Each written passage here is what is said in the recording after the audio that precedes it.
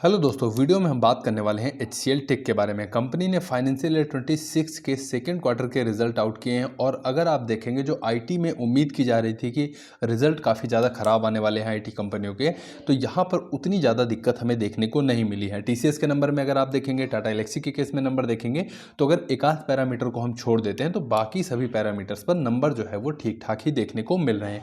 HCL take की बात करते हैं तो यहाँ पर भी नंबर अगर आप देखेंगे ठीक ठाक देखने को मिले हैं। साथ ही साथ डिविडेंड का भी अनाउंस कंपनी की तरफ से किया गया है, जो कि हमारे आपके लिए बहुत ज़्यादा जरूरी हो जाता है, क्योंकि पिछले कुछ समय से अगर आप देखेंगे आईटी में रिटर्न मिलना बहुत ही मुश्किल देखने को मिल रहा है। तो डिविडेंड ही हमारा आपका एकमात्र सहारा देखने को मिलता है। तो डिविडेंड की बात करते हैं तो यहाँ पर 12 रुपये पर इक्विटी शेयर जो है वो कंपनी की तरफ से डिविडेंड अनाउंस किया गया है।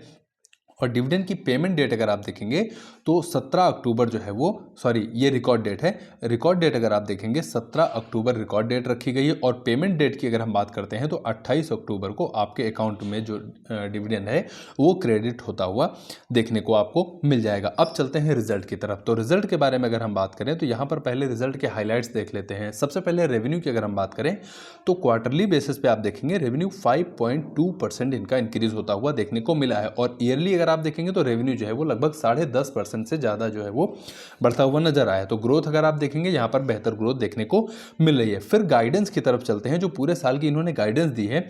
तो रेवेन्यू ग्रोथ अगर आप देखेंगे यहाँ पर 3 से 5% ईयरली बेसिस पे कांस्टेंट करेंसी में ग्रोथ की गाइडेंस इन्होंने दी है। और एबिट मार्जिन की गाइडेंस जो है वो 17 से 18% पूरे साल के लिए रहने की बात की है।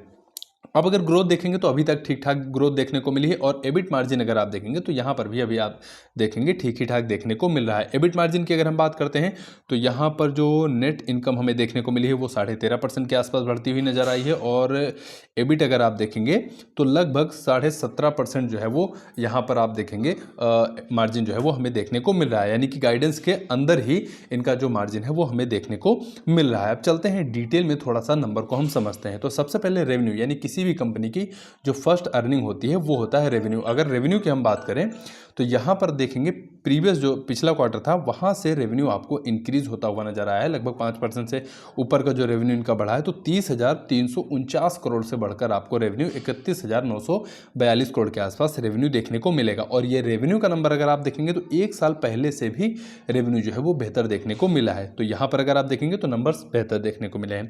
एबिट यानी कि अर्निंग बिफोर इंटरेस्ट टैक्स की अगर हम बात करते हैं तो यहाँ पर पिछले कुछ क्वार्टर यानी कि 3 क्वार्टर अगर हम उठा लेते हैं तो वहाँ पर थोड़ा सा मार्जिन के साथ साथ जो है वो नंबर्स में दिक्कत देखने को मिल रही थी। लेकिन इस क्वार्टर में अगर आप देखेंगे तो मार्जिन में भी सुधार होता हुआ देखने को मिला है। और साथ ही साथ जो इनका एबिट है वो भी आपको इंक्रीज फॉर्म में देखने को मिल रहा है। 5,550 करोड़ का इनका जो है वो एबिट देखने को मिला है। फिर प्रॉफिट की बात कर लेते हैं। तो प्रॉफिट भी अगर आप देखेंगे एबिट के साथ साथ पिछले 3 क्वार्टर से लगातार हमें नीचे जाता हुआ देखने को मिल रहा था। लास्ट क्वार्टर में अगर आप देखेंगे तो 3,843 करोड़ का देखेंगे। और प्रीवियस की अगर हम बात करते हैं तो 4,307 करोड़ का प्रॉफिट था। लेकिन इस बार अगर आप देखेंगे तो प्रॉफिट का ट्रेंड जो नीचे की तरफ देखने को मिल रहा था निगेटिव, वो अब पॉजिटिव की तरफ हमें देखने को मिला है। 4,235 करोड़ का प्रॉफिट हमें यहाँ पर देखने को मिला है। और साथ ही साथ मार्जिन, चाहे एबिट मार्जिन देख लीजिए या फिर प्रॉफिट मार्जिन देख लीजिए, यहाँ पर भी प्रीवियस क्वार्टर हो या फिर लास्ट क्वार्टर हो थोड़ा सा बेहतर हमें देखने को मिला है। तो ये हो गया जो है वो मार्जिन और साथ साथ प्रॉफिट का नंबर। फिर बात कर लेते हैं इनके ईपीएस यानी अर्निंग पर शेयर की अगर हम बात कर लेते हैं तो लगभग 62.5 रुपए के आसपास इनका ईपीएस जो है वो लेटेस्ट क्वार्टर के लिए हमें देखने को मिला है, जो कि एक साल पहले से कंपेयर करेंगे तो लगभग मिला जुला ही देखने को मिल जाएगा। क्योंकि 62 रुपये 2 पैसे के आसपास जो है वो 62 रुपये 0.2 पैसे के आसपास पहले देखने को मिल रहा था एक साल पहले। और इस बार भी अगर आप देखेंगे तो नंबर सिमिलर ही देखने को मिला है। तो यहाँ पर भी कोई विशेष ग्रोथ देखने को नहीं मिली है, लेकिन यहाँ पर कोई दिक्कत भी देखने को नहीं मिली है। फिर आईटी कंपनियां जितनी भी इंडिया की हैं मोस्टली अगर आपने देखा होगा कि उनकी जो कमाई होती है वो 2 कॉन्टिनेंट से ज़्यादा देखने को मिलती है। एक होता है यूरोप और दूसरा अमेरिका कॉन्टिनेंट। तो HCL टेक के केस में अगर आप देखेंगे तो यहाँ पर भी यूएसए से सबसे ज़्यादा रेवेन्यू इनका देखने को मिल जाता है। अगर हम लेटेस्ट में देखें तो लगभग 56% जो इनकी कमाई होती है वो अमेरिका से देखने को मिल जाती है। फिर यूरोप की अगर हम बात करते हैं तो यूरोप कॉन्टिनेंट से लगभग 28% रेवेन्यू जो है इनका वहाँ से देखने को मिलता है। और इंडिया की अगर हम बात करते हैं तो यहाँ से मात्र 3% की कमाई हमें इंडिया से देखने को मिल जाती है। बाकी रेस्ट ऑफ वर्ल्ड की तरफ अगर चलेंगे आप तो यहाँ से लगभग 12.5% के आसपास इनकी जो कमाई है वो रेस्ट ऑफ वर्ल्ड से हमें देखने को मिलती है। तो यहाँ पर भी कोई वैसा निगेटिव पॉइंट हमें देखने को नहीं मिल रहा है। 1-8% तो ऊपर नीचे होता रहता है क्योंकि जियोपॉलिटिकल जो इश्यूज होते हैं वो चलते ही रहते हैं। तो यहाँ पर भी कोई बहुत ज़्यादा दिक्कत की बात हमें देखने को नहीं मिल रही है। फिर वर्टिकल्स अगर आप देखेंगे कौन कौन से सेगमेंट में कंपनी बिजनेस करती है तो यहाँ पर सबसे ज़्यादा जो कमाई होती है वो फाइनेंस यानी बैंकिंग सर्विसेज जो ये प्रोवाइड करते हैं उसकी अगर हम बात करें तो यहाँ पर BFSI से आप देखेंगे 21.7% इनका जो रेवेन्यू आता है वो BFSI सेक्टर से देखने को मिलता है। फिर मैन्युफैक्चरिंग की अगर हम बात करते हैं तो लगभग 18.5% रेवेन्यू। हेल्थ केयर में अगर आप जाते हैं तो यहाँ पर 14.5% के आसपास रेवेन्यू हमें देखने को मिलता है। बाकी टेलीकॉम हो गया, टेक्नोलॉजी सर्विसेज हो गई, रिटेल हो गया, इन सबसे अगर आप देखेंगे ये रेवेन्यू का नंबर आपको देखने को मिल जाएगा। लेकिन सबसे ज़्यादा जो कमाई होती है वो फाइनेंस हो गया, मैन्युफैक्चरिंग हो गया और हेल्थ केयर, इन्हीं 3 सेक्टर से आप देखेंगे तो सबसे ज़्यादा जो कंपनी की कमाई हो रही है वो यहीं से देखने को मिल जाती है। क्लाइंट देख लेते हैं क्योंकि IT कंपनियों के लिए क्लाइंट बहुत ज़्यादा जरूरी होता है क्योंकि क्लाइंट अगर गिरते जाएंगे तो फिर कंपनी के लिए दिक्कत होगी क्योंकि क्लाइंट कंपनी के पास नहीं रहेंगे तो अर्निंग नहीं रहेगी, अर्निंग नहीं रहेगा तो फिर समझ लीजिए कंपनी की वैल्यू जीरो हमें देखने को मिलेगी।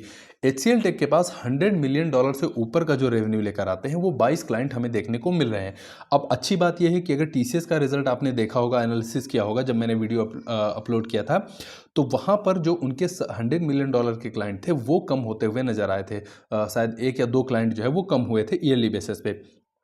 और HCL टेक के नंबर आप देखेंगे तो यहाँ पर जो $100 मिलियन के क्लाइंट हैं वो ना तो ग्रोथ करते हुए नजर आए हैं और ना ही गिरते हुए नजर आए। मतलब कंपनी ने अपने क्लाइंट को हैंडल करके जो है वो अच्छे से रखा हुआ है। तो यहाँ पर ग्रोथ नहीं हुई, चलिए कोई बात नहीं, लेकिन यहाँ पर सबसे अच्छी बात यह है कि क्लाइंट इनके कम होते हुए नजर नहीं आए। फिर $50 मिलियन से जो ऊपर का रेवेन्यू आ रहा है कंपनी के लिए लेकर आ रहे हैं क्लाइंट, वो साल दर साल आपको 2 क्लाइंट बढ़ते हुए नजर आए क्योंकि 1 साल पहले अगर आप देखेंगे तो यहाँ पर 52 क्लाइंट हमें देखने को मिल रहे थे और इस बार अगर आप देखेंगे 54 क्लाइंट का नंबर हमें पहुंचता हुआ नजर आया जो कि कंपनी के लिए पॉजिटिव है। बाकी फिर चलते हैं, $20 मिलियन हो गया, $100 मिलियन हो गया या फिर $5 मिलियन से ऊपर का जो रेवेन्यू लेकर आ रहे हैं तो इन सभी क्लाइंट के नंबर्स में आपको क्वार्टरली भी और ईयरली भी दोनों तरह से नंबर में बदलाव हमें देखने को मिलेगा। ये कंपनी के लिए काफ़ी अच्छी बात है। जबकि जहाँ तक मुझे याद है TCS के केस में अगर आप देखेंगे तो नंबर्स में गिरावट ज़्यादा देखने को मिली थी, क्लाइंट जो है वो काफ़ी कम होते हुए नजर आ रहे थे। तो यहाँ पर अगर आप देखेंगे अगर हम $1 मिलियन के ऊपर का क्लाइंट वाले हटा देते हैं तो बाकी सभी क्लाइंट्स के नंबर में आपको इंक्रीज फॉर्म जरूर देखने को मिल जाएगा। फिर टॉप 20 क्लाइंट्स अगर आप देखेंगे तो लगभग 30% की कमाई टॉप 20 जो क्लाइंट हैं इनके वहां से देखने को मिल जाती है इनकी। फिर बात करते हैं एम्प्लॉय की।